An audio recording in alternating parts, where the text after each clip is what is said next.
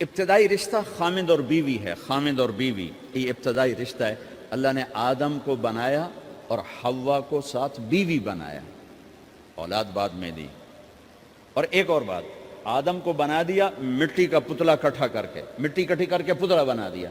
40 سال کے بعد روح ڈالی, چل بھائی جا جنت, اور اکیلے بھیج دیا, بیوی نہیں دی. حالانکہ اللہ چاہتا تو ساتھ ہی حضرت حوا کی مٹی کا ڈھیر بھی لگا دیتا, اس کا پتلا بھی تھپ دیتا, فرشتوں سے تھپوا دیتا, اور پھر 40 سال کے بعد دونوں کو کٹھا جنت میں ڈالتا. بہت سارے پیغام اس میں, بہت سارے پیغام.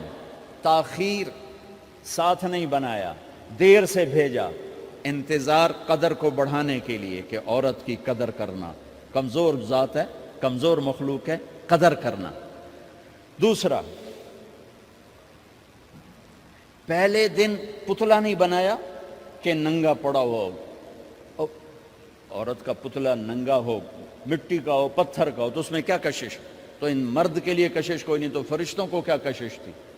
پہلے دن سے عورت کو پردے میں بنایا, بے پرد نہیں کیا, بے پرد نہیں کیا, اس کا پتلا نہیں بنایا, اسے ننگا نہیں چھوڑا,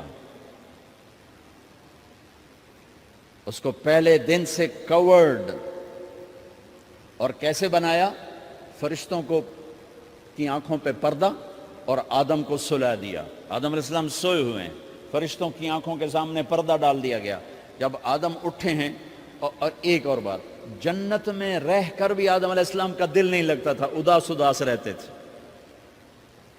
اماں آئی تو بابے دا دل لگا, تو اداس رہتے تھے جنت میں. جب آنکھ کھلی تو اپنے لیفٹ سائیڈ پہ ایک خاتون, سر سے لے کر پاؤں تک لباس میں. آپ نے سنا ہے نا, یوسف علیہ السلام دنیا میں سب سے خوبصورت ہستی پیدا کیے گئے. یہ مردوں میں, عورتوں میں سب سے خوبصورت حضرت حوا کو پیدا کیا گیا. کون ہے؟ کہتے ہیں اللہ کی آدم تیری بیگم. کون ہے تیری بیگم؟ نکاح پڑھایا. پھر کہا آدم مہر ادا کرو. تو انہوں نے پوچھا کیا مہر دوں؟ تو وہاں تو سونا چاندی ڈھیر لگے پڑے تھے. اللہ تعالیٰ کہتے دا من سونا چاہ کے دے دے. میرے اللہ نے کہا تیری نسل میں میرا آخری حبیب آنے والا ہے, اس پہ ایک دفعہ درود پڑھ دے, یہ مہر ہے. سیدھے ہاتھ میں برکت ہے. پیدا کیا الٹی طرف سے. الٹی طرف سے کیوں پیدا کیا ہے؟ کہ الٹی طرف دل ہے, اور دل کے نیچے جو پسلی ہے وہاں سے پیدا کیا. اس میں پیغام کیا دیا کہ عورت جس روپ میں ہو, پہلا روپ اس کا بیوی بنا, پھر وہ ماں بنی, پھر اس آگے بیٹی کا روپ ہے, پھر بہن کا روپ ہے, پھر خالہ ہے, پھوپھی ہے, دادی ہے, نانی ہے, ساس ہے. جس روپ میں بھی عورت ہے اس کو دل کے قریب جگہ دو. یہ دل کے نیچے سے پیدا کرنے میں یہ پیغام دیا گیا ہے. اسے ذلیل نہ کرو, اسے خوار نہ کرو, اسے بے عزت نہ کرو, اس پر شدت نہ کرو. تو پہلا بنیادی رشتہ خامند اور بیوی ہے, اور آخری رشتہ بھی خامند اور بیوی ہے. لیکن اس وقت ہمارے معاشرے میں خامند سے زیادہ اس کے ماں باپ حق جتلاتے ہیں, خامند سے زیادہ اس کی بہنیں حق جلاتی ہیں, خامند سے زیادہ اس کے رشتہ دار حق جتلاتے ہیں, اور جھوٹی سچی شکایتیں لگا کر بیوی سے متنفر کرتے ہیں, اور کہیں بیوی کو خامند سے متنفر کرتے ہیں. آپس میں لڑائی لڑا کے پھر خوش ہوتے ہیں. میرے نبی سے پوچھا جائے یا رسول اللہ آپ کو سب سے زیادہ کس سے پیار ہے؟ تو آپ نے کہا عائشہ سے. اللہ, وہ جھینپ کے کہنے کہ نہیں, میں پوچھ رہا ہوں لوگوں میں آپ کو کس سے زیادہ پیار ہے؟ تو آپ کہتے ابو بکر سے. تو آپ نے پھر کہا ابوہا, مجھے عائشہ کے باپ سے زیادہ پیار ہے. پھر پہلے عائشہ کا, تو پھر کہتے ابو بکر. تو آپ نے کہا نہیں, ابوہا, مجھے عائشہ کے باپ سے سب سے زیادہ پیار ہے. یہ آپ کو میسج دیا ہے کہ گھر کی زندگی کیسے ہوتی ہے. کوئی عشق نہیں چڑھا ہوا تھا, میسج دینا. اما عائشہ چھوٹی عمر کی تھیں, ان کو آٹا گوندھ کے دیتے تھے, آٹا گوندھ کے دیتے تھے. پھر جب ان کو آٹا گوندھنا آ گیا پھر چھوڑ دیا. پھر ان کو سامنے بٹھا کر لقمے بنا کے کھلاتے تھے. پھر ہم عائشہ رضی اللہ تعالیٰ عنہ کوئی گوشت کا ٹکڑا, وہاں بڑے بڑے گوشت کے ٹکڑے پکائے جاتے تھے, تو کوئی گوشت کا ٹکڑا اٹھایا اور ایسے 2-4 جگہ سے نوچا اور پھر رکھ دیا، سارا کھایا نہیں جاتا تھا، تو اللہ کے نبی اسی کو اٹھاتے اور حضرت عائشہ کو دکھا کر جہاں سے حضرت عائشہ نے نوچا ہوتا تھا وہاں سے یوں کاٹ کے دکھاتے تھے۔ پھر حضرت عائشہ رضی اللہ تعالیٰ نے گلاس اٹھایا پانی پینے کے لیے، جہاں ہونٹ لگائے پہ گلاس رکھ دیا، بڑے بڑے گلاس ہوتے تھے، تو حضرت ہمارے نبی اٹھاتے تھے، جہاں عائشہ کے ہونٹ لگے ہوتے تھے وہاں ہونٹ لگا کے پانی پیتے تھے۔ یہ آپ کو سکھانے کے لیے ہے، اپنے گھر والوں کے ساتھ بیٹھ کے کھانا کھاتے۔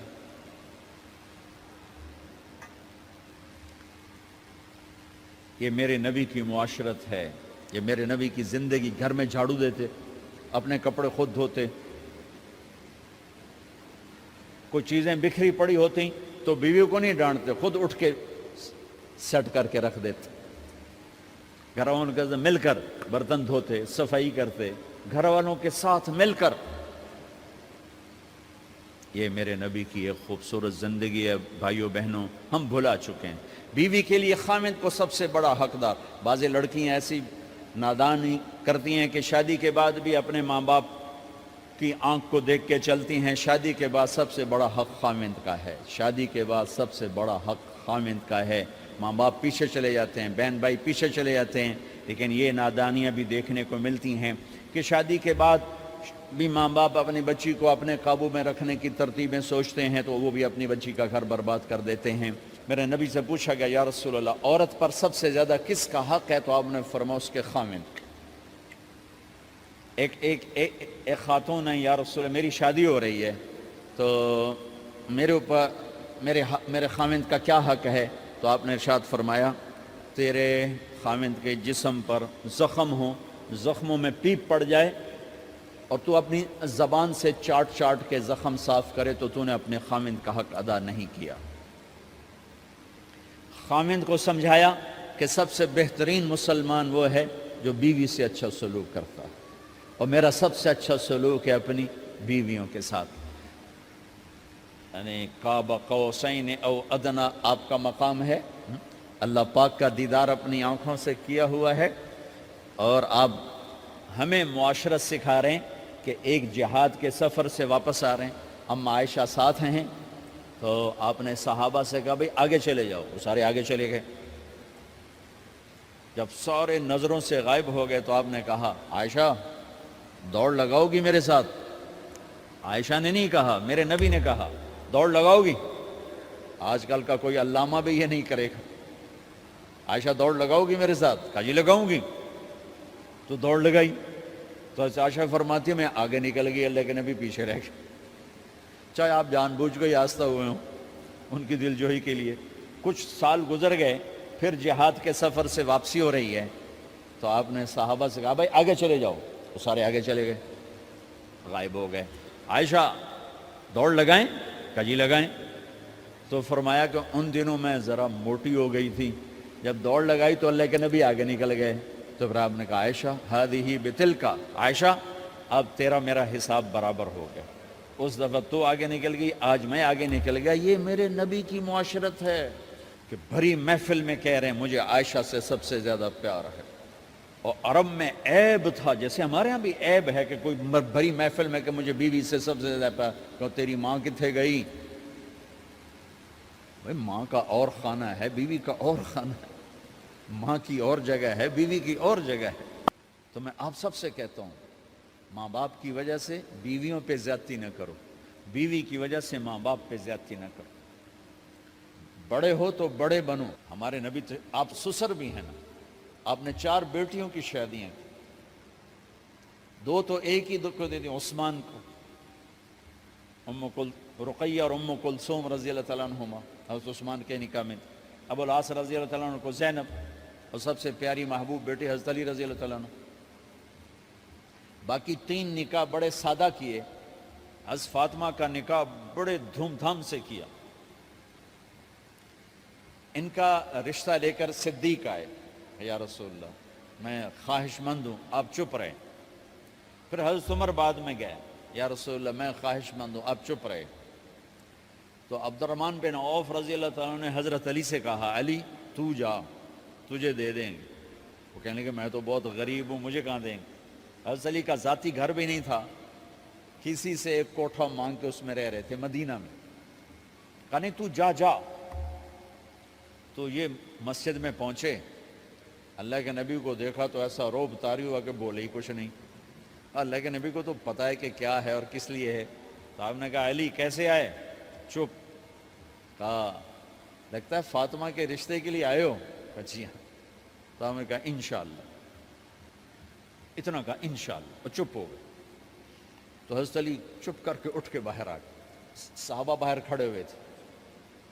تو کہنے لگے یار دیکھا نا, میں تمہیں پہلے ہی کہتا تھا مجھے نہ بھیجو, انکار ہو گیا, بولے ہی کچھ نہیں. تو حضرت عبد الرحمن بن عوف کہنے لگے جنہوں نے بھیجا تھا وہ کچھ تو کہا ہوگا, کہ بس انشاءاللہ کہا. کہا تو اللہ کے بندے ہاں ہو گئی, نبی کی انشاءاللہ ہاں ہوتی ہے, یہ ہاں کیوں نہیں کی؟ سبحان اللہ, اللہ اکبر, یہ ہاں کیوں نہیں کی؟ گھر گئے, فاطمہ علی کا رشتہ آیا ہے کر دوں, اس لیے ہاں نہیں کی. ہم تو بیٹیوں سے پوچھتے ہی نہیں, عیب سمجھتے ہیں بیٹیوں سے پوچھنا. جی میں گاں نو بن چھڑیا قلعے نال, ایویں اسی دیاں نو بن چھڑنے ہیں قلعے نال. مجھے ایک اپنی مطلب برادری لیول کے ایک خاتون کا فون آیا کہ مولانا پڑھایا مجھے لاہور میں اچھے کالجوں میں, اور میری منگنی کرتے وقت مجھ سے پوچھا ہی نہیں, اور ایک شرابی سے منگنی کر کے مجھے اطلاع دی سی تیری منگنی کر چھڑی ہے, فلانی تاریخ نو تیرا نکاح بھی ہونا ہے. مجھے آج تک گلہ ہے, پوچھ لیتے.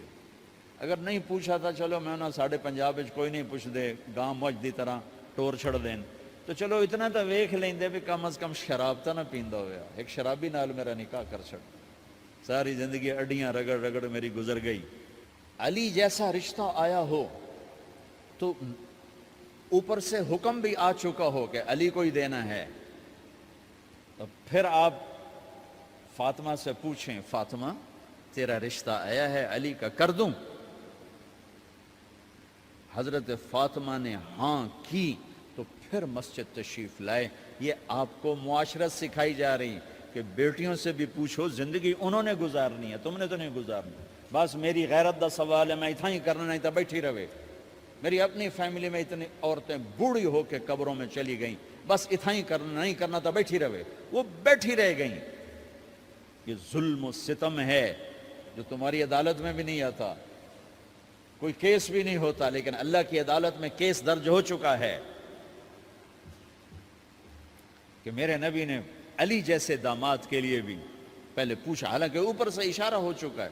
ابھی بتاتا ہوں میں. فاطمہ بیٹی علی کا رشتہ ہے کر دوں؟ انہوں نے کہا کر دیں. پھر کہا بلاؤ. پھر علی آئے, کہا علی جمع کرو لوگوں کو. مسجد ساری بھر گئی. تو آپ ممبر پر تشریف فرما ہوئے. حضرت علی کو ایسے سامنے بٹھایا, کہا لوگوں مجھے جبریل اللہ کی طرف سے پیغام دینے آئے ہیں کہ میں اپنی بیٹی فاطمہ کا نکاح علی کے ساتھ کر دوں. آسمان سے وحی بھی آئی ہو اور پھر بھی پوچھا جائے, یہ میرے نبی کی معاشرت ہے. ہم تو پوچھنا عیب سمجھتے اور اسے ذلت سمجھتے ہیں.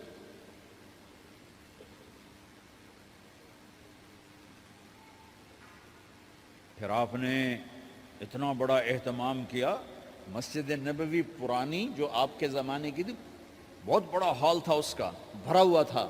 آپ نے سب کو شہد کا شربت پلایا, خود نکاح پڑھایا, نکاح کا خطبہ پڑھ کیا. پھر کہا علی میں نے فاطمہ بنت محمد کو 400 درم مہر کے عوض تمہارے نکاح میں دیا, تو نے قبول کیا؟ انہوں نے کہا جی میں نے قبول کیا, اور سجدے میں چلے گئے اور زور سے دعا مانگی, رب اوزعنی ان اشکر نعمتک التي انعمت علی وعلی والدی وان اعمل صالحا ترضاہ واصلح لی فی ذریتی انی تبت الیک واننی من المسلمین. میرے نبی نے کہا آمین, زور سے کہا آمین. نکاح ہو گیا. رخصتی ہوئی 6 مہینے بعد, 1 مہینے بعد, 1 سال بعد. 3 روایات ہیں, فوراً 4 روایات, لیکن زیادہ صحیح ہے دیر کے بعد, فوراً نہیں ہوئی, کچھ عرصے کے بعد رخصتی ہوئی. حضرت عقیل آپ کے بھائی وہ کہنے لگے علی اب رخصتی ہو جانی چاہیے. تو یہ دونوں مل کر آئے سلمان فارسی کے پاس کہ سلمان بھائی ہماری رخصتی کروا دو. سلمان فارسی کا بڑا احترام تھا. انہوں نے جا کر بات کی ام سلمہ رضی اللہ تعالیٰ عنہ سے. ام سلمہ نے بات کی اللہ کے نبی سے کہا ہاں ہاں آ جائے لے جائے آ جائے لے جائے.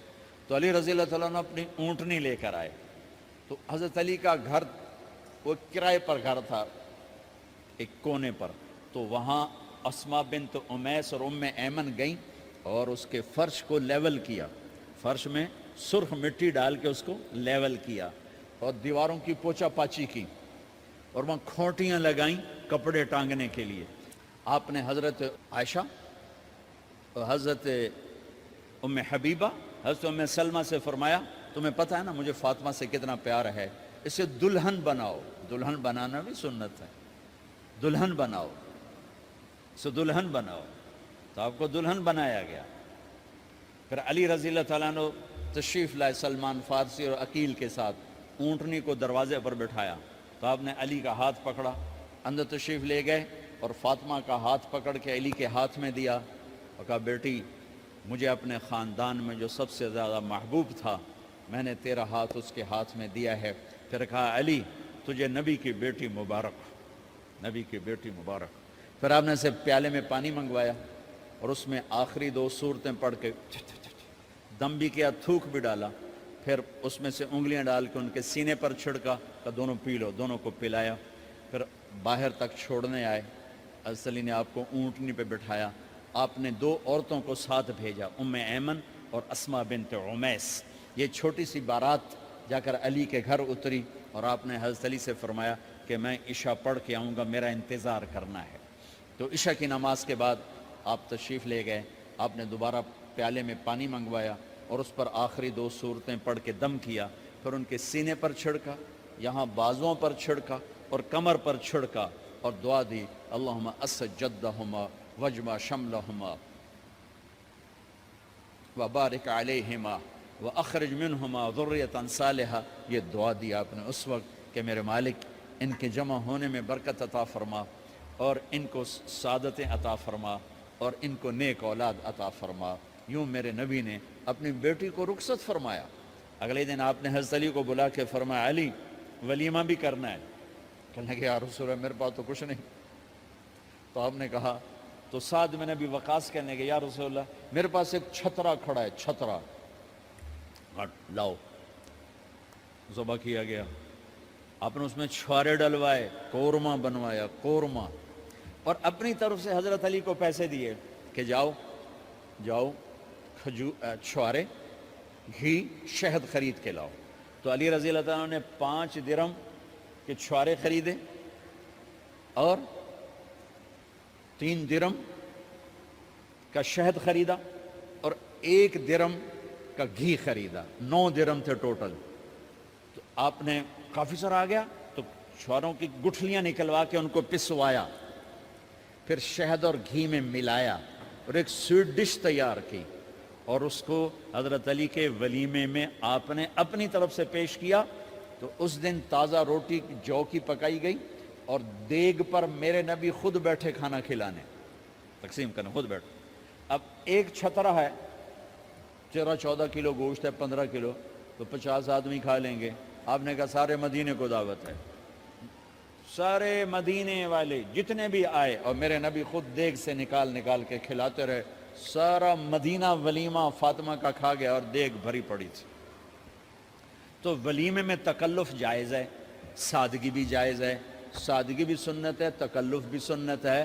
ہاں جو ہماری خرافات ہیں, فضولیات ہیں, یہ تباہ کن ہیں, ان سے بچنا بڑا ضروری ہے. اور بھائیو کسی کی شادی ہو, اس بچے کی ہو رہی ہے, یہ افسر ہے, ایک ریڑھی والے کی ہو, کسی بھی گھر کی آبادی کا ایک ہی سبب ہے, وہ میٹھا بول ہے, وہ اچھا سلوک ہے. جس کی بیٹی کو لے جا رہے ہو اسے عزت دینا, اور یہ جو جا رہی ہے یہ ان کو اپنا ماں باپ سمجھے, اپنے خامند کے ماں باپ کو اپنے ماں باپ سمجھے. جاتے ہی لکیریں لگانا نہ شروع کر دے, مینو وکھرا کرتے نوائدے کرتے نوائدے کر. وہ اپنے گھر کا ایک فرد بن کے زندگی گزاریں. جو لے کے جا رہے ہیں ان کے ذمے ہے کہ اس کو بیٹی بنا کے لے جائیں. سسرال جو ہوتے ہیں وہ ہمیشہ عیب دیکھتے ہیں, خوبیاں انہیں نظر ہی نہیں آتی. تو کھٹپٹ تو ہوتی رہتی ہے, کوئی ایسی بڑی بات نہیں. کھٹپٹ کو صلح میں بدلو, مزید لڑائی جھگڑا نہ بڑھاؤ. میرے نبی حضرت فاطمہ کے گھر آئے, دیکھا تو آپ اداس بیٹھی. آپ نے کہا فاطمہ بیٹی کیا ہوا؟ کہ میرا اور علی کا جھگڑا ہو گیا. اچھا. خود گئے بیٹی کے باپ ہو کر, دیکھا تو حضرت علی مسجد میں سوئے ہوئے تھے. آپ نے ان کو اٹھایا, کہا یا ابا تراب قم, آپ کو یہ ٹائٹل یہاں ملا, اے ابو تراب. فرمایا کرتے تھے کل کائنات ملتی تو اتنی خوشی نہ ہوتی جتنا اس ٹائٹل کی خوشی ہے. ابو تراب کہنے کا کیا مطلب تھا؟ کہ اظہار محبت کے لیے ایسے ٹائٹل دیے جاتے تھے. تو ابو تراب کہہ کر یہ میسج دیا کہ میاں بیوی کی لڑائی ہوتی رہتی ہے, میں تجھ سے ویسے ہی محبت کرتا ہوں جیسے پہلے کرتا تھا. یہ میسج دیا اس نے. اب حضرت علی کو لائے اٹھا کر اور گھر میں تشریف لائے. نہ علی کی سنی نہ فاطمہ کی سنی. ہاں بھئی علی کی مسئلہ ہے, ہمیں فاطمہ کیا مسئلہ ہے. یہ مسئلے سن سن کے بھی زیادہ لڑائی ہو جاتی. صلح کراون علی بھی آپ ہو 2-4 لتر مار کے آ جاندے. تو میرے نبی نے کیا کیا, سبحان اللہ, زمین پر لیٹ گئے. ادھر علی کو لٹایا, ادھر فاطمہ کو لٹایا. علی کا ہاتھ اپنی ناف پہ رکھا, فاطمہ کا ہاتھ ان کے ہاتھ پہ رکھا, اور بیٹی کے ہاتھ پر اپنا ہاتھ رکھا. پھر فرمایا کہو ہماری صلح ہو گئی. علی کہو, فاطمہ کہو. دونوں نے کہا ہماری صلح ہو گئی. آپ اٹھے, خوش خوش باہر آئے, چہرہ ایسے گلاب کے پھول کی طرح. صحابہ نے عرض کی یا رسول اللہ آج آپ بڑے خوش نظر آ رہے ہیں. فرمایا علی و فاطمہ کی صلح کرا کے آ رہا ہو. تو کھٹ بٹ ہو جانا تو کوئی بڑی بات نہیں ہے, مطلب یہ وہ گھر ہے, میں اس گھر کی کیا تعریف کر سکتا ہوں. تو میں آگے کا ایک قول سنا دیتا ہوں ابن عباس کا, کہ جنت میں نور کی چمک اٹھے گی. سارے جنتی کہیں گے یہ نور کیسا نور ہے بھائی جو ساری جنت کے نور پر چھا گیا. تو فرشتے بتائیں گے کہ او جنت الفردوس میں علی و فاطمہ بیٹھے ہیں, کسی بات پہ ہنسے ہیں, ان کے دانتوں سے جو نور نکلا ہے اس نے جنت کو روشن کر دیا. لیکن کھٹ پٹ یہاں بھی ہو گئی. ان سے بڑا گھر میرے نبی کا ہے, وہاں بھی کھٹ پٹ. ایک دفعہ آپ نے حضرت عائشہ سے کہا مجھے پتہ لگ جاتا جب تو مجھ پہ ناراض ہوتی ہے, مجھے پتہ چل جاتا ہے. انہوں نے عرض کی یا رسول اللہ آپ کو کیسے پتہ چلتا ہے؟ کہ جب تو مجھ پہ ناراض ہوتی ہے نا تو قسم اٹھاتے ہوئے کہتی ہے ابراہیم کے رب کی قسم, اور جب مجھ پہ راضی ہوتی ہے تو پھر تو قسم اٹھاتے ہوئے کہتی ہے محمد کے رب کی قسم. کہ ایسے مجھے پتہ چل جاتا ہے جب تو کہتے ہیں نا ابراہیم کے رب کی قسم, تو مجھے پتہ چل جاتا ہے کوئی کھٹ بٹ ہو گئی ہے. تو نبی کے گھر میں بھی ہو جاتی ہے. یہ مسئلہ تو ختم ہوگا جنت میں. ہمارے ذمہ ہے کہ ان چیزوں کو کم کریں. یہ ایک میرے نبی کی معاشرت ہے میرے بھائیوں, اسے سیکھو, اسے سمجھو, اسے پڑھو. تو بھائیوں میرا نبی ایک زندگی دے کر گیا ہے. یہ چونکہ شادی کا موقع ہے اس کو میں نے تفصیل سے بیان کیا ہے, اس کی تفصیل بیان ہی نہیں کی جاتی. یہ اتنی ضروری ہے جتنی نماز ضروری ہے. نماز تو 5 وقت پڑھیں گے, زندگی 24 گھنٹے روپ بدل رہی ہے. ہر روپ میں میرا نبی کیا چاہتا ہے اس کو سیکھو, اس کو سمجھو. کرو گے اللہ آپ کو چمکائے گا, بنائے گا. اپنی کمائیوں میں حلال لاؤ, حرام سے بچو. جج بھی بیٹھے ہیں, وکیل بھی بیٹھے ہیں, کسی ظالم کے وکیل نہ بنو. وَلَا تَقُلْ لِلْخَائِنِينَ خَصِيمًا. آپ کو ایک آیت میں جوڈیشری, جج, مقننہ اور وکلاء کا پیغام اللہ کا سنا دیتا ہوں. اِنَّا أَنزَلْنَا إِلَيْكَ الْكِتَابَ بِالْحَقِّ لِتَحْكُمَ بَيْنَ النَّاسِ بِمَا أَرَاكَ اللَّهُ وَلَا تَقُلْ لِلْخَائِنِينَ خَصِيمًا. مقننہ, قانون ساز. تو اِنَّا أَنزَلْنَا إِلَيْكَ الْكِتَابَ بِالْحَقِّ, قانون بنانے کا حق اللہ کو ہے, اللہ کے قانون کو اپناؤ. آگے جج حضرات, فَحْكُمْ لِتَحْكُمَ بَيْنَ النَّاسِ بِالْحَقِّ. ججوں کو حکم ہے کہ حق فیصلے کرنا, بک نہ جانا, دب نہ جانا, حق کے فیصلے کرنا. تیسرا وکلاء کو, وَلَا تَقُلْ لِلْخَائِنِينَ خَصِيمًا, ظالم بددیانت کی وکالت کے لیے کھڑے نہ ہو جانا ورنہ مارے جاؤ گے, مارے جاؤ گے. وَلَا تَقُلْ لِلْخَائِنِينَ خَصِيمًا, ان کے لیے دلائل قائم نہ کرنا ورنہ ہلاک و برباد ہو جاؤ گے. تو بھائیو یہ نکاح کو ذرا میں نے تفصیل سے بیان کی ہے کہ یہ زندگی ہے جس کو سیکھنا ہے حلال کماؤ، بچوں کو حلال دو، بیوی کو حلال دو. اللہ کی قسم حرام سے کبھی بہار نہیں آتی اور حلال پہ کبھی خزاں نہیں. حلال کھانا، حلال کھلانا تو تم شاد و آباد رہو گے. اللہ میں عمل کی توفیق بخش.